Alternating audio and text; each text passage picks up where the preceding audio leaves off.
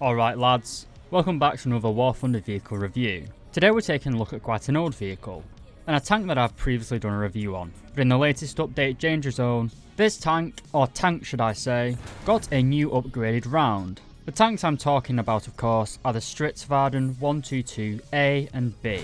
These are basically highly modified Leopard 2A5s. A quick TLDR, they've got a lot of composite armour around the front of the vehicle, in addition to the baseline ceramic armour of the Leopard 2A5. While these ceramic plates surrounding the upper frontal plate, lower frontal plate and the sides of the vehicle, they aren't very thick, but it does add quite a lot of extra layers to the vehicle, which significantly increases the amount of times you bounce around in this tank.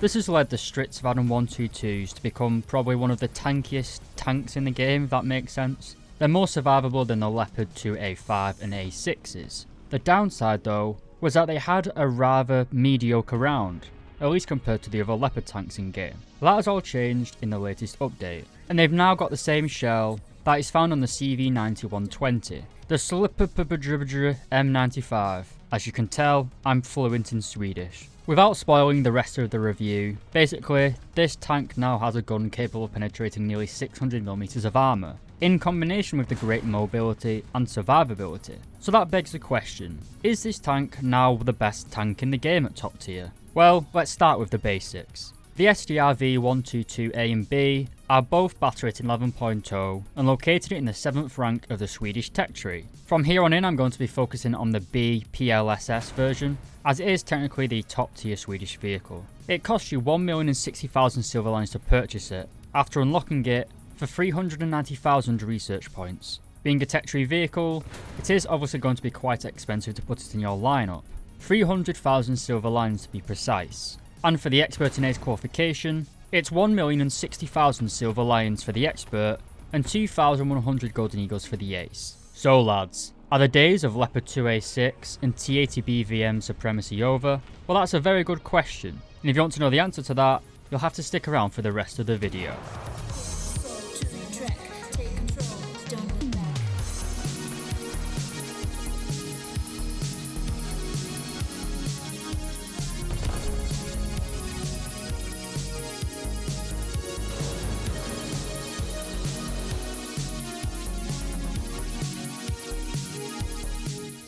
Alright lads, welcome back. As always, we're going to be starting with the mobility and the survivability. Unlike the other Leopard 2 variants in game, this tank is powered by an engine producing 1,500 horsepower. I mentioned that these tanks do have a bit more armour compared to some of the other Leopards, so they do have an increased weight of 62.5 tons. That engine power combined with the weight gives you a power to weight ratio of 24 horsepower per ton. This is lower than some of the other top tier tanks in War Thunder. For example, the T80U, famed for its high mobility, has a power to weight ratio of 27.2 I believe. The difference between 27.2 and 24 isn't too much, and the Stridsvärden 122 certainly isn't a slouch. It's got quite a good transmission, the acceleration feels good, you can rotate pretty quickly. The Leopard 2A 4s and 5s and 6s, to be honest, they are quite long wheelbase, so they do struggle to rotate on a neutral steer. But they're nowhere near as bad as some of like the Challenger 2s, where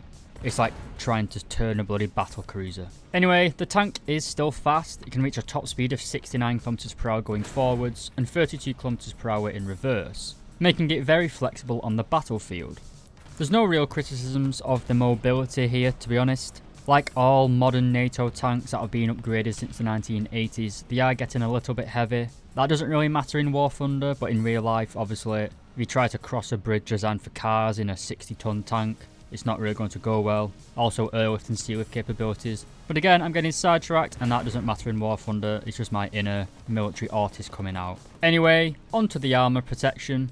If you take a quick look at this image, you can see that we have composite armour on the lower frontal plate, upper frontal plate, as well as the turret fronts. So the frontal 60 degrees of the Leopard, well not the Leopard 2, the Stridsvärden 122, sorry, it is very well protected, at least from chemical rounds. Like all tanks though, the lower frontal plate and upper frontal plate isn't really designed to take APFSDS hits, but you can reliably block chemical rounds. Anyway, we take a quick look at the armour protection itself. Against this tank's own gun and its best ammunition at a range of 200 meters, The lower frontal plate provides 231mm of armour. This is pretty good actually. It's obviously not going to stop the main gun of a main battle tank at that sort of distances, but it is quite hard to get frontally penned by annoying little bastards like the BMP-2s or the BMD-4s, for example. You're pretty much immune, at least your hull is, from 30mm autocannon, and your upper frontal plate certainly is immune to that sort of round. I said that this tank got additional non-explosive reactive armour on the fronts. As you can see from this image, our upper frontal plate, at least the lower part of it, has over 700mm protection against APF SDS rounds. This is one of the biggest strengths of this sort of tank, but again, it's only really going to be effective against newer players. An experienced player is going to shoot you in the very top of the upper frontal plate near the driver's vision slits where the armour is much weaker. However, moving up to the turret, and the armour protection here does vary, but as you can see in this image, it's actually lower than the lower frontal plate surprisingly. But again, it's pretty much 700mm protection. This means that the STRV-122A and B have incredibly good protection against pretty much every sort of ammunition. As with all Leopard 2 variant tanks though, the gun mantler is a large weak spot, particularly just underneath the gun, as there is no sort of armour there whatsoever. So you get into a close range fight with a Leopard 2 series of tank, just shoot it in the little black box directly below the gun. Speaking of the gun, this tank is armed with the 120mm CAN STRV-122. It's basically the Rheinmetall 120mm L44. Now if you're familiar with the Leopard 2A6, you'll know that that gun is armed with the L55 variant of that weapon. A longer barrel means higher muzzle velocity and pressure, which basically means the projectile is moving out of the barrel faster, which gives it more penetration in theory. But as my ex-girlfriend told me several times, it's not size that matters. And if you're familiar with the performance of the Leopard 2A5, you know that the L44 gun is still more than suitable on the top tiers of War Thunder, especially combined with that modern ammunition that I spoke about earlier in the video. Anyway, this tank can hold 37 rounds of ammunition, with a first stage ammunition ready rack of 15 rounds. These 15 rounds are stored in the bustle behind the back of the turret, which also features as a blowout panel. This is kind of one of the weaknesses of the STRV and Leopard 2 series of tanks in general. They tend to have quite a small ammunition pool, so 15 rounds of ammunition are safely carried in the turret. The rest of the ammunition is carried next to the driver in the hull, which means if a penetrating round penetrates your hull, it's likely to destroy the tank instantly. 15 rounds is still probably more than you're going to fire into battle, so taking 16 rounds only into a game is a good strategy. But for example, the M1A2 series of tanks can carry 22 rounds into battle. The tank also has the pretty much NATO standard 9 degrees of gun depression and 20 degrees of gun elevation. I know Sweden isn't in NATO yet, but they probably are going to be soon. This great 9 degrees of gun depression will allow you to put that fantastic turret armor to use. And of course, the gun is fully stabilised in both the horizontal and vertical axis, allowing you to easily fire on the move with this weapon. The reload speed is also pretty good. When stock, you can reload every 7.8 seconds, and with an ace crew, it drops down to 6 seconds. So not the best in the game, but it beats the reload of the T80U with its 6.5 seconds, and of the T72 variants with their 7.5 second reload speed, or 7.1 second reload speed now, I apologise. Both the STRV-122A and B also feature first generation thermal sights for the gunner, as well as second generation thermal sights for the commander, with the BPLSS version also featuring an extendable commander's thermal sight, should we say. This is largely a gimmick, but in simulator battles you can use it to look over objects. You can also rapidly raise it and contract it, which as we all know is the mating call for Stritzvard and 122s. But this is YouTube, so I have to keep it safe for work. Anyway, the ammunition. And our stock round is the DM23. This travels pretty quickly at 1,640 meters per second. And at a range of 1,000 meters, it can penetrate 393mm of armor. But it doesn't have amazing post-penetration damage. It doesn't create a lot of spalling.